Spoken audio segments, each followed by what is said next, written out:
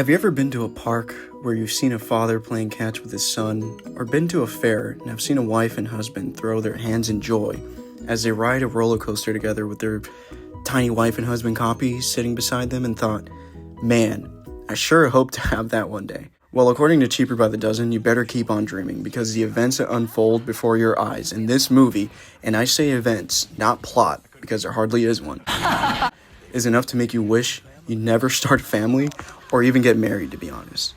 Okay, so, whoa, pump the brakes, right? Why do I have this take? Why am I so hater-coded on this seemingly friendly, family-friendly 2000s comedy? Well, it all started a few weeks ago when my lovely girlfriend, who bless her heart, had no idea of the severe psychological distress she'd caused me by showing me this movie, pitched to see Cheaper by the Dozen, which at face value looks happy, right? You got all the kids smiling, the dad standing confidently, very stoic, very content with his family, like he's got this family in the bag, bro. Like, look at them. They look great, right? Right? All the check boxes were checked when it came to my family-friendly movie checklist that I have in my little noggin, So I agreed, for a happy girlfriend makes a happy boyfriend. No. Helly nah. We were so wrong. We were so wrong. Dude, it was like a horror movie. It was like a horror movie. But now, the plot. The plot follows a wife and husband, Tom and Kate Baker, and their kids Nora, Charlie, Lorraine, Henry, Sarah, Jake, Mark, Jessica, Kim, Mike, Kyle, and Nigel Baker, who all live in a farm. The kids have their lives there, the mom is chill, the dad is chill, and everything is seemingly well, until the father gets offered a new college football coach job in the city, which happens to be his dream job. He asks his family to take this risk with me, because if you do, I promise you we will be a happier and stronger family. The kids all say goodbye to their childhood friends and girlfriends and whatnot, and they move. The town is immediately welcoming to the new family on the block. Are you sure we're gonna fit in here, Dad? You'll have friends here in no time, guys. The kids are seemingly adjusting normally to the move, shattering their new home's chandeliers. They're scaring off their comically judgy and class elitist neighbors away, and maybe things start to even out, right? Given it's been 27-ish minutes at this point, and all we've seen is the family being, the older brother starts to alienate himself from his siblings while getting bullied at school. Yeah, well, maybe in Calpie, Illinois. This was 4A, Skippy. Anyway, it's okay because the home wife gets offered a book deal for her book on parenting, by the way, which is important for later. That puts her on tour. But then the B plot with the older sister and the boyfriend played by Ashton Kutcher is introduced, which he hates the family. It'd be fun to babysit together. No! Whoa, no! No, you know what happened last time we visited? They're welcoming you into the family. They set me on fire! Just your pants. Justifyingly so, who is going to try and babysit the kids while the mom is on tour and the dad works, which gets ruined once the kids combo prank the boyfriend so bad he runs away, which also pushes the older sister away and forces Baker dad to take care of his 12 kids, which he's so terribly bad at, which I'm not sure is worse on a parenting level or plot level or both. You're telling me in the entire time this wife and husband pumped out kids, the wife never noticed he was incapable of taking care or assisting to take care of them the more they pumped them out? Like, okay, they have two, right? They have two kids. Cool. We got a dual stroller. We got all the powder. We got the milk. We got the pumper. We got different bibs. Like, Timmy Jr. likes a purple bib, and Timmy loves, or Timmy Jr. the second, Timmy Jr. the third, whatever. Timmy Tron likes black bibs, red bibs. Okay, they like different bubble bath soaps. Okay, cool. They got it locked down. They got the parenting style down. Cool. They got 3 kids. Okay, we got a triple stroller. They get 4. They get 5. They get a six-a-tron centennial stroller, whatever the right. And not then the wife was like, oh man, Baker dad doesn't really know how to help me out with the kids when I'm not around. I'm starting to write my book, maybe. He's kind of struggling. Oh, let's just keep pumping him out. Let's get 8, 9, 10, 11. Let's get 12, bro. And they get 12 kids, which the oldest, by the way, is 18-ish. The youngest being 5 or 7. So they had some time to kind of get this down right. But for some reason, it just never appeared to exist, to be a problem in any way. So then why is the plot making it such a big deal for the dad to be alone with his kids while his wife does an important thing for her career? It's just, you see how it doesn't make sense from the get-go. Anyway, this eventually leads the dad to quit, the mom to come back a day early from her tour, and all in between, you see these kids straight up basically torment the father, themselves, and the neighbors. But it's okay, right? They're just little rascals, little scoundrels. They're from the country. They're free-spirited. It's cool if they run around pranking the boyfriend and having the dog chew his nuts and ruin a birthday party for this friend they just made and just completely f***ing up this house and freaking all these people out that don't like them already. It's just because they're free-spirited, man. They're country kids, bro. Like, you wouldn't get it, bro. It's country kids. And it's just so weird. It doesn't make any sense. But the whole little rascals free-spirited part of the kids is what I think the movie was trying to tell me about these kids. It's what it was trying to sell me on. But it just did not land at all because these kids were insufferable. The worst kids I've ever seen in a movie, in a family movie. They were just god-awful.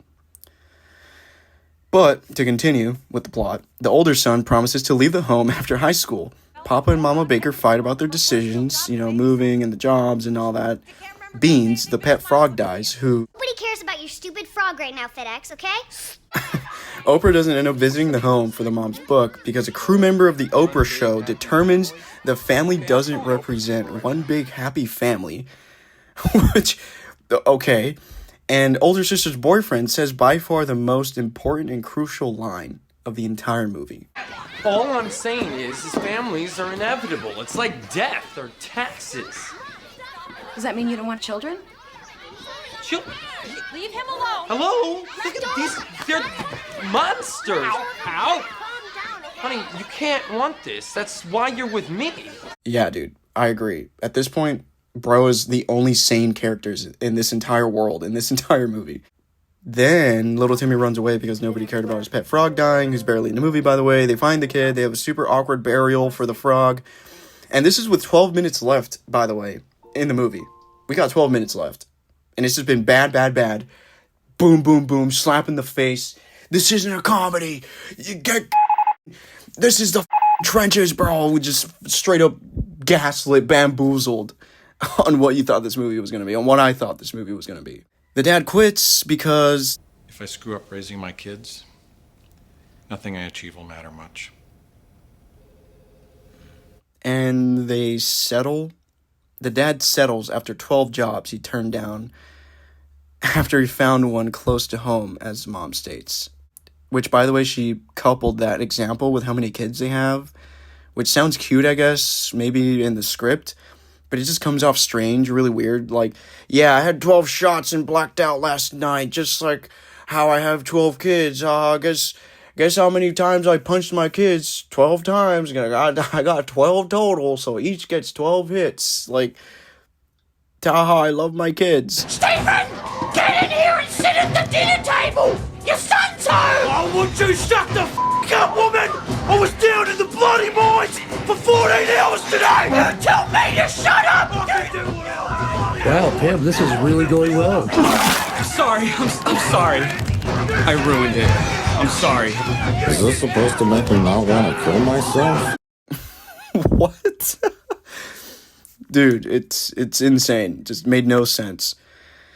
And, yeah, so it ends with a pan away of a Christmas tree, insinuating, okay, there's been a time jump, cool, with a final callback to the chandelier falling, and cut to black. Yeah. What tops it all off for me is this gag reel they play, like it's Rush Hour, some sort of early Pixar shit.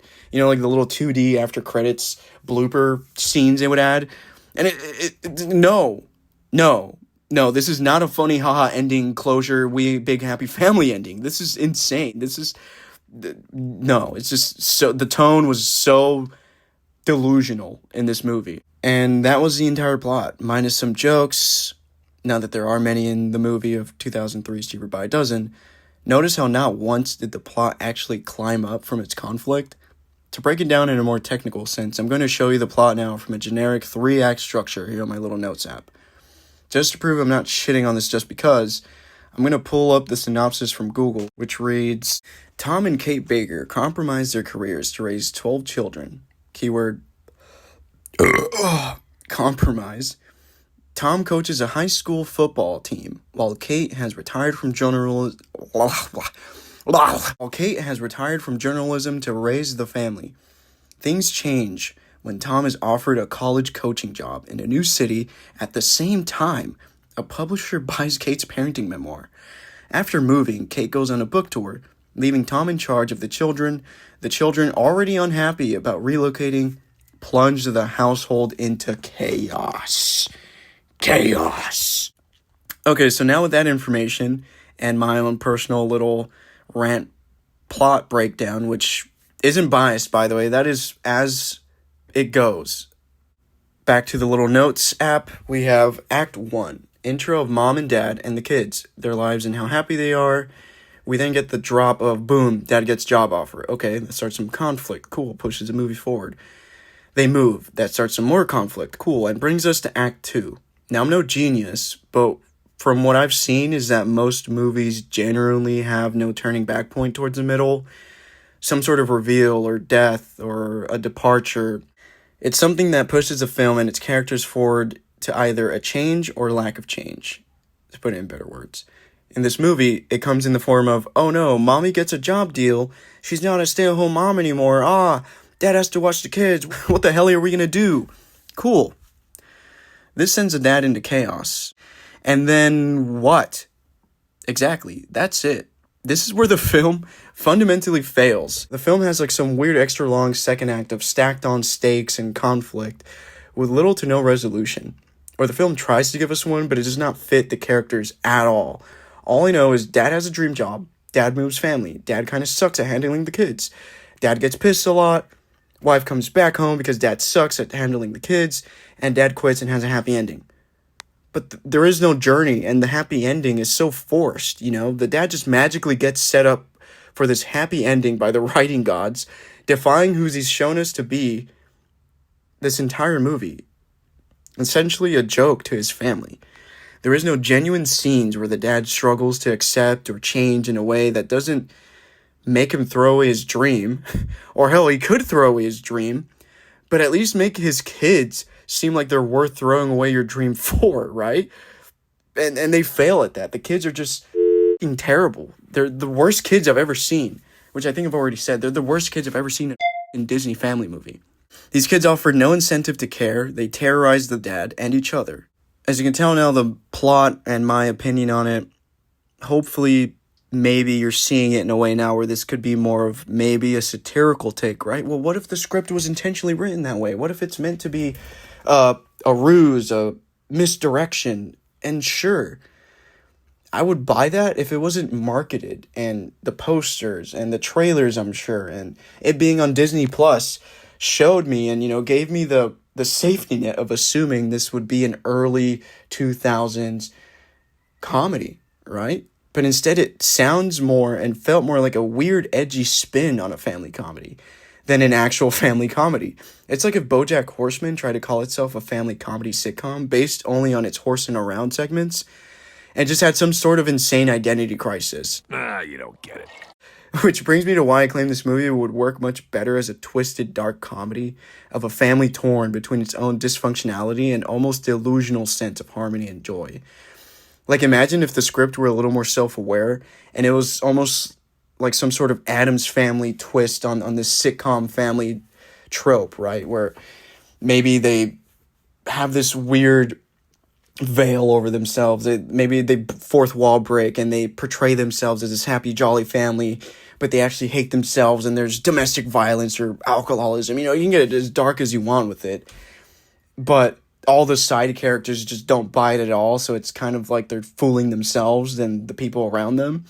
And you can have a scene where a side character that's more grounded in reality is telling the dad, I've noticed you and Sharon have been kind of quirky lately. The animatronics get quirky at night. Oh, like, maybe you guys should go to family therapy or something, or like, what are you going to do? And, dad is like, yeah, you're right. My family has been kind of quirky. I guess I ought to throw him off a cliff to get rid of the problem, huh? And then you cue a soundtrack, you cue a laugh track, and it just has a side character Jim staring, being like, oh, what the did you just say, bro? That could be funny, that could work. But it's not that. It's not that. Honestly, a clear example for you guys to get how this felt.